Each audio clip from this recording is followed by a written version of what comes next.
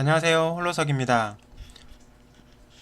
오늘은 종합주가지수 브리핑과 이동평균선에 대해서 알아보겠습니다. 먼저 종합주가지수에 대해서 말씀드리겠습니다. 예전에 제가 한번 미국과 중국 경제에 대해서 간단하게 브리핑을 해드렸는데요. 다시 한번 살펴보겠습니다. 미국 같은 경우에는 지금 금리 인상에도 불구하고 계속 경상수지가 적자로 나타나고 있습니다. 그리고 상가임대 공실률도 증가하고 있고요. 국가 및 은행 신용 등급도 최근에 하락을 했고 또 하락을 예고하고 있습니다. 사상 최대 부채인 건 모두 다 아는 사실이고요. 미국 연준의 파월 의장이 금리 인상이 추가적으로 계속될 수 있다. 원인은 물가가 잡히지 않아서 금리 인상을 추가로 더 할 수 있다고 예고를 하고 있는데, 제가 생각할 때는 물가의 문제라기보다는 경상수지가 계속 적자가 되기 때문에 그 자본이 계속 미국으로 몰리면 미국의 유동성이 풍부해지고 시장 경제가 활성화되고 주식시장도 더불어서 좋게 되는데, 경상수지가 적자가 되면 그 돈이 계속 빠져나가잖아요. 그 자본이 빠져나가기 때문에 지금 그렇게 계속 금리를 인상을 하면서 모든 투자자들이 미국에 투자할 수밖에 없게끔 계속 유도를 하고 있는 거고, 이것은 다른 나라들의 돈을 빨아들이는 거기 때문에 세계 경제는 악화되는 그런 악수라고 판단됩니다. 그래서 지금 미국에서 금리 인상을 단행하면서 힘들게 버티고는 있지만 결국에는 올해 4분기 또는 내년 상반기에는 증시가 하락세로 돌아서지 않을까 생각을 하고 있습니다. 중국 같은 경우에 보면은 금리를 최근에 인하를 했는데, 금리를 인하할 만큼 내수가 최악이라는 걸 반증을 합니다. 소비자 물가, 생산자 물가 둘 다 상승을 했어요. 사실상 디플레이션을 의미하고 수출도 급감했고 경상수지도 적자이고 내수는 계속 부진하고 있습니다. 그리고 최근에 부동산 회사들이 전부 디폴트 위기에 몰려 있습니다. 채권 이자를 다 갚지 못하는 상황이 발생하면서 디폴트 위기가 고조되고 있습니다. 위안양 그룹, 완다 그룹 등 비구이 위안 이런 회사들이, 엄청나게 큰 회사들이 지금 위기에 빠져 있습니다. 그리고 4월 달에는 허징타이프 그룹은 디폴트를 이미 선언을 한 상태였죠. 이렇게 부동산 회사, 건설사들이 채권을 갚지 못하면 당연히 이제 금융권에 위기가 닥치겠죠. 그 돈을 마련할 수 없기 때문에 최근에 기사에 보면 은행을 매각한다라는 그런 기사도 읽은 적이 있습니다.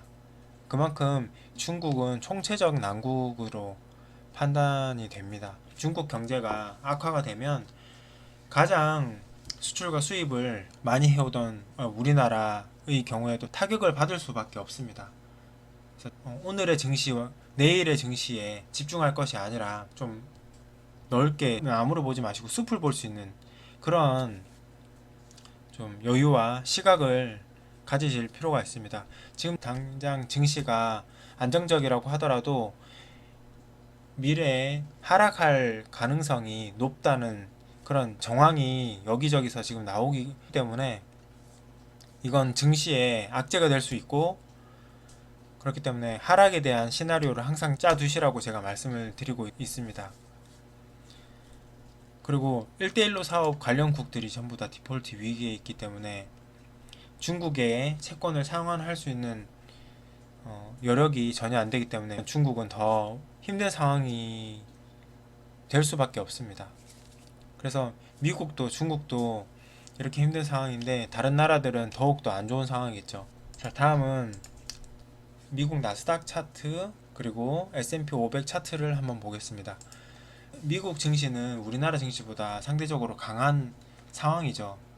방금 말씀드렸듯이 금리를 올리면서 자본들을 빨아들이고 있는 상황이라 지금 힘이 어느 정도 지금 유지가 되고 있습니다. 그래서 현재 정고점을 향해서 이렇게 가려고 하고 있습니다. 그렇지만 아직 21선을 뚫지 못하고 있는 상태고요. 반면에 주봉으로 봤을 때는 20주선 위에 있습니다. 그래서 상대적으로 양호한 상황이고요. 반면에 우리 증시를 보면 코스피 같은 경우에도 121선을 뚫지 못하고 있고, 코스닥 같은 경우에도 오늘 21선을 뚫기는 했지만 21선을 지지를 할지 지켜봐야 할 것 같습니다. 20주선을 보면 20주선을 이미 이탈을 한 상태고요. 코스닥 같은 경우에는 20주선을 지지를 받고 있는 상태라 코스피에 비해서는 좀 상대적으로 강합니다. 하지만 전 고점을 돌파를 하려면 상당한 호재가 있어야 하고 유동성이 있어야 합니다. 그렇지만 지금 현재 우리 시장은 그렇지가 않죠. 저번 시간에 캔들에 대해서 말씀을 드렸고요. 이번 시간은 이동평균선에 대해서 간략하게 말씀드리겠습니다. 이동평균선의 의미와 성질을 파악을 하면 투자를 하는데 굉장히 효과적이고 상승 확률을 높일 수 있습니다. 이동평균선이라는 것은 일정 기간 발생한 캔들의 종가를 일정 기간으로 평균을 내서 이은 선인데, 종류도 많고 각각 의미도 다릅니다. 대부분의 증권사 트레이딩 시스템에서는 이렇게 5일선, 11선, 21선, 61선, 121선 이렇게 나타나 있는데, 저는 단기동 평균선을 3일선을 따로 만들고요. 그리고 241선, 481선, 960선까지 이렇게 만들어 놨습니다. 그 이유는 이동평균선이 투자자의 단기 및 중기 심리를 반영하고 있기 때문이에요. 5일이란 5영업일을 얘기를 하고요. 휴일을 뺀 일주일의 심리를 말합니다. 이렇게 11선은 2주, 21선은 1개월, 61선은 3개월, 그러니까 1분기, 그리고 121선은 6개월, 반기의 심리를 반영해주는 게 바로 이동평균선입니다. 그렇다면 1년선인 240일 이동평균선도 중요하겠죠. 다소 과하게 보일 수도 있지만 저는 480일, 960일, 1440일 선까지 다 설정해 두었습니다. 오늘 가장 핫한 종목이 1400% 거래량이 급증한 쿠코홈시스인데요. 이렇게 쿠코홈시스를 보시면 241선을 터치를 하고 이렇게 저항을 받고 이렇게 하락을 했죠. 여기 위에서 매도자들이 이렇게 많이 준비를 하고 있다가 이렇게 매도 물량을 못 이기고 이렇게 윗꼬리를 달면서 하락을 했는데요. 그 다음 쿠코홀딩스 보시면 쿠코홀딩스는 241선은 물론이고 481선까지 뚫고 이렇게 갭 상승을 한 다음에 이렇게 조금 시가 대비 하락을 하고 있는데요. 여기 보시면 482선을 이렇게 뚫은 게 보이시죠? 481선을 뚫은 게 보이시죠? 그리고 여기 241선까지 못 가고 저항을 받은 것도 보이시고요. 이렇게 노루 페인트를 보시면 여기 481선 여기 이렇게 이전에 이렇게 저항을 받았던 이런 그 변곡점들이나 그다음에 많이 이렇게 머물렀던 이런 지점에 이렇게 저항을 받고, 그다음에 여기 481선에서도 이렇게 저항을 받고 있죠. 몇 가지가 이렇게 같이 이렇게 있는 지점은 뚫기가 더욱 힘든 그런 저항이 될 수 있습니다. 그래서 이렇게 241선 뿐만이 아니라 이렇게 481선 이상의 장기이동 평균선도 이렇게 저항으로 역할을 하고 있다는 걸 볼 수 있습니다. 노랑풍선을 보셔도 노랑풍선의 481선을 이렇게 저항을 받고 이렇게 하락한 모습이 확인이 됩니다. 그래서 단기 이동 평균선 뿐만이 아니라 장기 이동 평균선까지 설정을 해 두시면 초보자 분들께서는 지지와 저항을 조금 더 쉽게 찾으실 수 있습니다. 키움증권에서는 600일봉이 기본으로 설정이 되어 있는데요. 이렇게 연속 조회로 해서 이렇게 과거를 전체적으로 기간을 이렇게 길게 해서 보시면 장기이동 평균선들이 이렇게 나타나게 됩니다. 그래서 481선 이상의 장기이동 평균선들이 나타나도록 해서 보시는 것을 추천드립니다. 키움증권 0601 화면에서 600봉짜리 화면에서는 이 장기이동 평균선들이 보이지 않지만 과거 차트로 돌리면 나타나고, 이런 장기이동 평균선들의 방향은 그 기간 동안의 기업의 상황을 반영을 해줄 뿐만 아니라 주가의 흐름도 이렇게 나타내주고, 이런 흐름을 깨고 하락을 하거나 이런 흐름을 돌파하고 상승을 한다면 앞으로의 그 방향을 예측하시는데 도움을 받으실 수 있습니다. 그리고 단기동 평균선 3일선의 경우에는 단타나 스캘핑 하시는 분들이 주로 쓰시는 거고, 갑자기 대량 거래량이 터지면서 캔들이 급등을 할 때, 주가가 급등을 할 때 3일선이 급등의 힘을 확인하는데 유용하기 때문에 저도 3일선을 설정을 해 두었습니다. 그리고 21선 같은 경우는 제가 예전부터 계속 말씀을 드렸는데, 주가가 21선 아래에 있을 때보다 21선 위에 있을 때 상승하는 가능성이 굉장히 높습니다.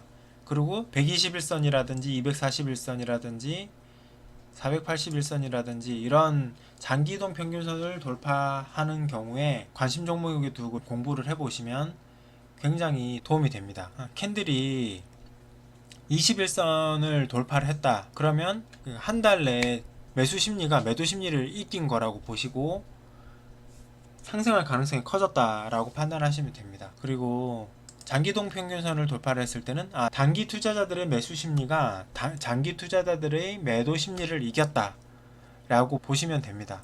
그렇기 때문에 상승 가능성이 높아졌다 라고 판단하시면 됩니다. 그래서 이런 거를 골든 크로스라고 하고요. 여기서 찾아보시면 지금 상승 추세에 있는 구간을 보면 노랑풍선의 경우 2020년 코로나로 이렇게 하락을 했다가 지금 반등을 할 때, 이렇게 상승을 할 때 보시면 장기이동 평균선을 돌파를 하지 못하고 지지를 받는 듯 하다가 이렇게 다시 저항을 받고 이렇게 하락을 했다가 여기서 강한 대량 거래량이 터지면서 강하게 양봉으로 이렇게 돌파를 하고 그 이후에 이렇게 상승을 하죠. 그리고 이렇게 코로나로 이렇게 하락을 했다가 상승을 할 때 21선을 돌파를 하고 여기서 21선을 지지를 받았지만 여기서 21선을 받지도 않고 11선을 타고 이렇게 계속 상승하잖아요. 강하다는 뜻이죠. 이렇게 3일선이 21선을 돌파를 하고 골든 크로스로 하고, 그 다음에 여기서 3일선이 21선을 데드 크로스하고 다시 3일선이 21선을 골든 크로스하고 여기서 지지를 받고, 그러니까 3일선이 21선을 지지를 받았을 때 이 지점이 굉장히 중요한 지점이고요. 그 다음에 장기이동 평균선 241선을 이렇게 대량 거래량이 터지면서 돌파를 했을 때 이때가 중요한 매수 지점이 됩니다. 그래서 저 같은 경우에는 이렇게 그 이전에 매수를 하겠지만 일반적으로 초보 투자자분들은 이렇게 매수를 하시면 됩니다. 이렇게 강한 장대 양봉이면서 대량 거래량이 터지고 이렇게 장기이동 평균선을 돌파를 할 때, 또는 돌파를 하고 이렇게 조정을 받은 이후에 지지를 하는 것을 확인을 한 다음에 매수를 하시면 이렇게 상승을 보실 수 가능성이 높아집니다. 그리고 다음으로 이동평균선의 성질에 대해서 말씀드리겠습니다. 정배열과 역배열이 있는데요. 정배열은 위에서 말씀드린 단기이동 평균선이 그것보다 장기이동 평균선의 위에 위치합니다. 그러니까 위에서부터 이렇게 3일선, 5일선, 11선, 21선, 61선, 121선, 241선 이렇게 단기이동 평균선이 장기이동 평균선보다 위쪽에 있는 것을 정배열이라고 하고요. 반대로 이렇게 장기이동 평균선보다 단기이동 평균선이 밑에 있을 때 역배열이라고 합니다. 역배열일 때보다 정배열일 때 상승 가능성은 더 높습니다. 두 번째로 수렴과 이격. 여기 지금 보시면 이동평균선들이 이렇게 한 곳으로 몰리잖아요. 이렇게 모이는 것을 수렴이라고 하고요. 수렴 이후에 이렇게 폭발을 하면서 급등을 할 수 있습니다. 그리고 이렇게 갑자기 단기간에 하락을 한다든지 단기간에 급등을 한다든지 할 때 지금 이렇게 이동평균선들이 간격이 넓어지잖아요. 이런 거를 조심하셔야 됩니다. 그리고 이격은 이렇게 벌어지는 이 이동평균선과 캔들과의 거리를 이격도라고 합니다. 이렇게 하락을 했을 때는 이렇게 이격도가 커졌을 때 단기 매수 타이밍이 올 수도 있고요. 상승을 했을 때 이렇게 이격도가 이렇게 벌어지면 하락이 올 수 있으니까 조심을 하셔야 됩니다. 지금 이 시장은 워낙 강한 시기였기 때문에 큰 문제가 없었지만 실제로 여기서 보시면 이렇게 이격도가 이렇게 벌어진 상태에서 이렇게 하락을 할 수밖에 없습니다. 제자리로 돌아오는 성질이 있기 때문에 보통 캔들과 이동평균선은 제자리로 돌아오려는 성질이 있습니다. 그래서 이전에 있었던 자리로 이렇게 돌아올 가능성이 높아집니다. 이 장기이동평균선들도 장기적으로 저항과 지지 역할을 하고 있고 그만큼 더 단단하고 강하기 때문에 이 선들을 돌파를 하거나 뚫고 내려갔을 때 그 방향에 대한 힘을 계산하기 위해서 설정을 해 두었습니다.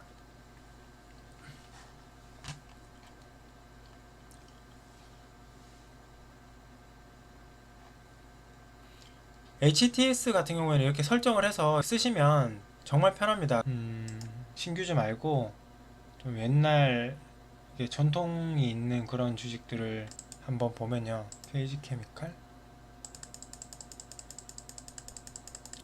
이렇게 항상 차트를 볼 때 제가 과거부터 보라고 말씀을 드리고 있습니다. 이렇게 보면 차트를 이렇게 연속 보기를 이렇게 누르시면 장기이동 평균선까지 이렇게 다 나오거든요. 이렇게 241선, 481선, 961선, 1441선 이렇게 나옵니다. 여기 보시면 이렇게 241선이 뚫리다가 다시 이렇게 딛고 상승을 하는 모습이 보이고요. 다시 이렇게 급락을 하다가도 481선에서 다시 반등을 하는 이런 거를 기술적 반등이라고 하기도 하는데 기술적 반등을 할 수 있도록 이렇게 지지 역할을 하고요. 그 다음에 여기 961선에서도 마찬가지로 이렇게 지지 역할을 할 수 있죠. 물론 이 이동평균선만으로 지지 역할을 한다고 할 수는 없고 이 앞에 있는 이렇게 캔들이 머물고 있던 자리 이런 자리들도 지지 역할을 하고 있고요. 지금 보시면 이렇게 이 자리가 이 앞에도 이 부분 이렇게 걸리고 이 부분에도 걸리고 이 부분에도 걸리고 여기 또 걸리고 이 뒤에도 이렇게 계속 이렇게 지지와 저항 역할을 하고 있죠. 그러니까 이런 부분들을 잘 기억을 해두시면 앞으로 종목의 방향을 예측하시고 지지와 저항을 판단하시는 데 도움이 될 수 있습니다. 그래서 이런 지지와 저항을 잘 보시면 좋고요. 그 다음 골든 크로스와 데드 크로스는 여기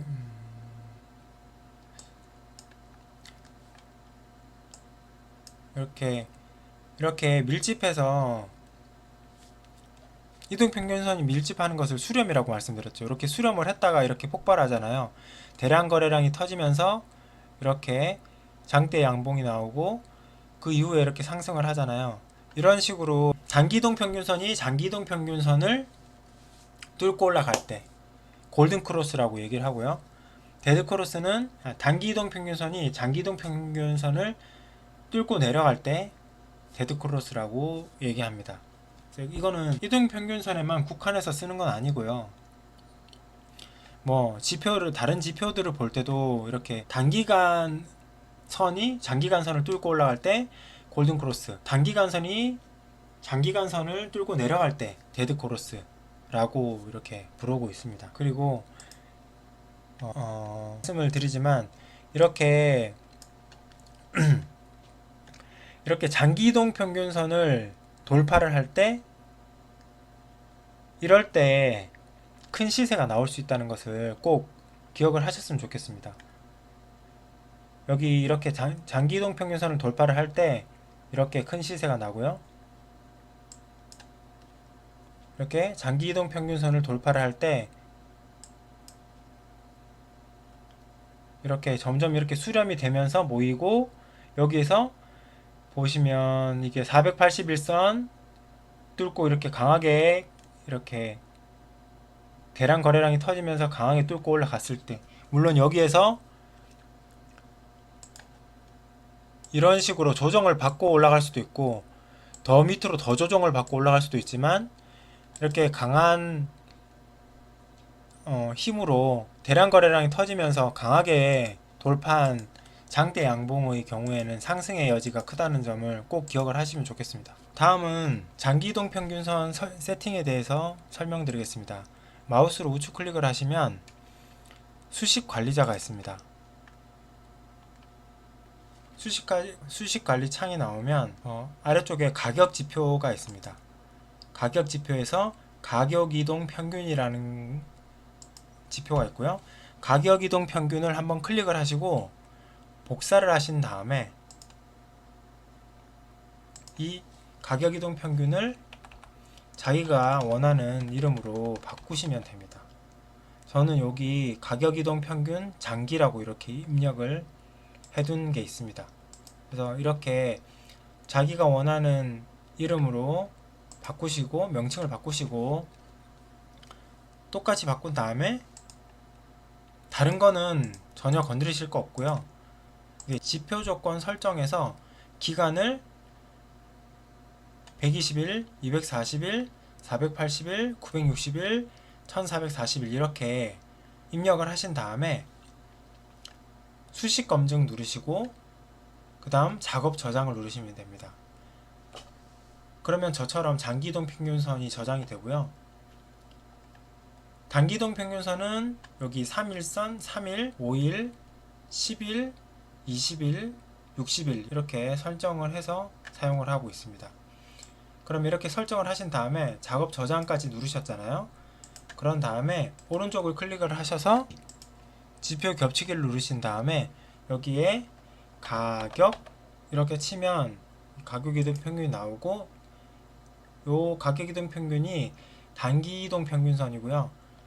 바로 밑에 가격 이동 평균선 장기라고 되어 있죠. 이것을 적용 이렇게 누르시면 장기 이동 평균선까지 설정이 되게 됩니다. 그러고는 그렇게 설정이 된 다음에 여기 연속 조회를 뒤로 이렇게 쭉 이렇게 계속 누르다 보시면 121선부터 241선, 481선, 이렇게 961선, 1441선까지 다 이렇게 나타나게 됩니다. 그 역할을 이렇게 쭉 보시면 저는 매수 신호를 이렇게 만들어 쓰고 있는데, 이 이후에 이렇게 상승하고 보세요. 여기서 매수 신호 발생하고 쭉 하락하잖아요. 제가 항상 말씀드렸듯이 이거는 어느 종목이든 다 가능한 매매 기법이고요. 이렇게 하시면 피보나치 조정대를 저는 이렇게 수정을 해서 이렇게 쓰고 있고, 6계좌로 이렇게 분할 매수로 대응을 하고 하시면 결국 몇 달 후엔 전부 수익 실현을 하게 되죠. 그리고 지금 여기 이때 제가 발견을 못했다고 하더라도 이렇게 이때 매수 신호가 발생을 한 걸 발견을 하든지 이때 발견을 하더라도 수익을 얻을 수 있습니다. 그리고 이렇게 하락을 할 때는 매수 신호가 발생하지 않죠. 그리고